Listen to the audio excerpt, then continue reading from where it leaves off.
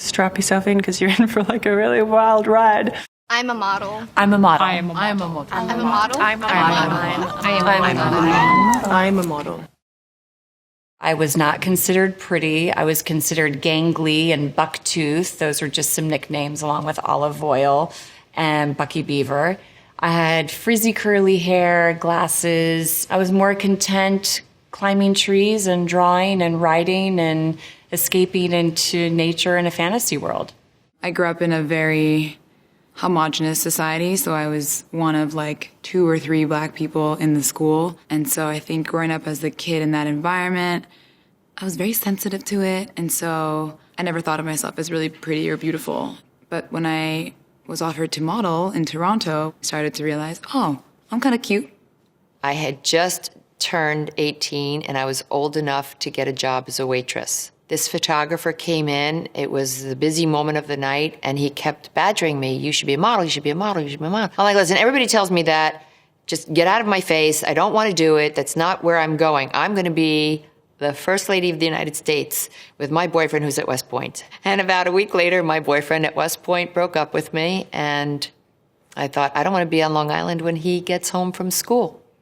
So I figured, what will it hurt?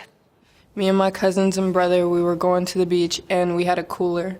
And a security guard stopped us to check our cooler. They took the alcohol. But at the same time, a lady ran out of a restaurant and was like, oh my God, have you ever thought of modeling? She told me that in order for me to like start working, that I would have to take my braces off and get them removed. So I called the dentist and they were like, oh, it's gonna be $1,100 to remove them. So I was like, well, I don't have the money to do that. So I asked my dad if he had pliers and I just popped them off.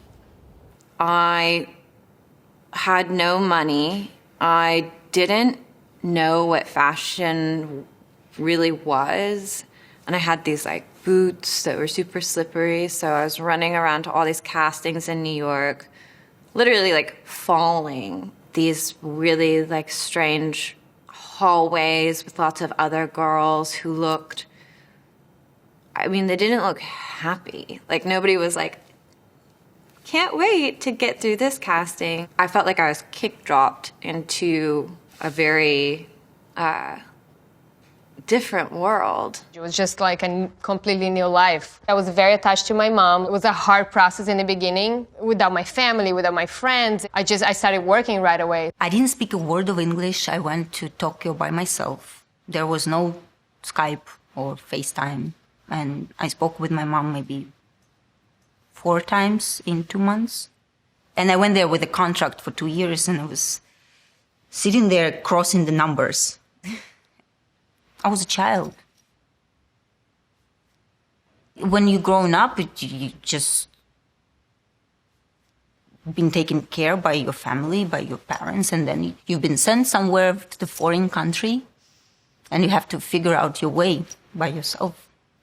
So, growing up in Uganda and being raised in Uganda, and then at 21 years old, you leave and you start a new life elsewhere with 20-hour plane ride back home is not the easiest thing. When I started modeling, I still kept my housekeeping job at St. Cloud Hospital for like the first 7-8 months. I came back and they were like, girl, weren't you on the cover of Vogue? Why are you here cleaning toilets with us? And I was like, because I don't know what's gonna happen a month from now. Like, what? I really needed to be saved when I was 16. I wasn't in the safest environment. Like, you know, my brothers and stuff were getting into bad shit, like my gang banging in jail and stuff like that. So I knew I didn't want to be a part of that. So I was just looking for a blessing. I was praying every day to get out of there some way, somehow. And then I saw a shooting star. And yeah, shit changed from there. For the longest time, my parents thought I was doing Playboy because their idea of models is like porn, I guess, because they don't really know what fashion is at all. And I told my dad, I said, Dad, I've got no tits. There's no way I would ever be doing Playboy or porn. I'm the face of Chanel. He's like, oh, okay, nice. Actually, I'm also on the cover of T magazine, which is like Times magazine. He's like, oh really? I love that magazine I just saw. Get me a copy and send to Nigeria. So Times magazine, he recognizes. Chanel, he doesn't care about at all. I always looked at my career like a brick wall. Every job had its own repercussions, and every job helped me to build that brick wall. My first shot with Avedon, he did 4 8x10s double sides, so 8 shots, Vogue cover. Or it could have been I was 3 months into my career and I got the Lancôme worldwide contract. You know, I was making $100,000 basically. It was a huge contract in the 1970s. My father, literally, he was white when he opened the paycheck. And he said to me, take this money and put it in the bank because you've got 4 years. I don't know why he chose 4 years.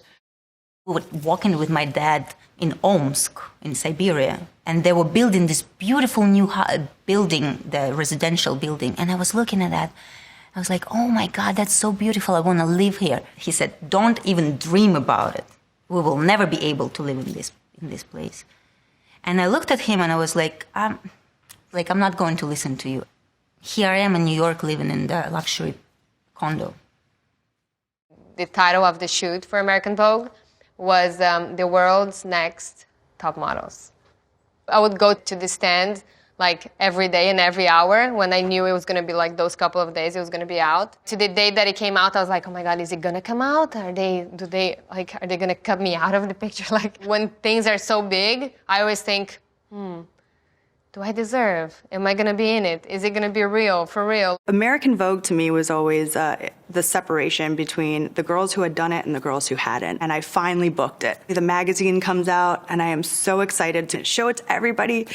And when I opened it up, they had cropped my head out of every photo. And, there was like two-page spread of my legs and my back and there was like the side of my head.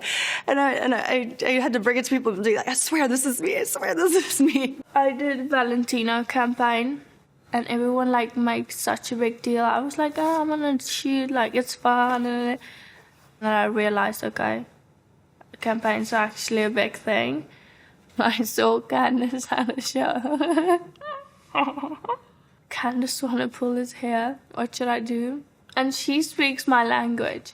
So I can just go up to her and like speak to her. And I did not have the balls to do that. So I literally stand in the corner and take sneaky pics of Candace. And now I think about it and now that's actually a bit more creepy. My first show was for Prada, which was very intimidating. And I was so scared, and the entire show, my legs were just shaking. They were complete jello. I've been all around the world already in just the 6 months that I've been modeling, when before I had never even really left the southern states. I love doing shoots where I'm with girls that I love working with, and I also really love working with people who have really strong artistic vision. Alexander McQueen, Stephen Meisel, Irving Penn, all the people that I kind of look up to. I mean, I've been really lucky to work with the very best photographers and designers, so I could just name them all, basically. For models, every time you have a job, it's almost like you're going through a job interview again. And you have to learn how to not take it personally, but that's virtually impossible to do because it's about you. When they see us on the runway, those like a minute on the runway, they don't see what happened before that there were hundreds of rejections, hours of castings, the whole process before that minute of glory on the runway. First you want to book the job, then you want to have more than one look in the show. There's a lot of competition, and I hate competition, but I'm very competitive. I never felt that desperate competition. I have to get this over you. Sometimes I shied away from really doing my best in a casting because I saw another girl who was up for the part that I thought, she really needs this,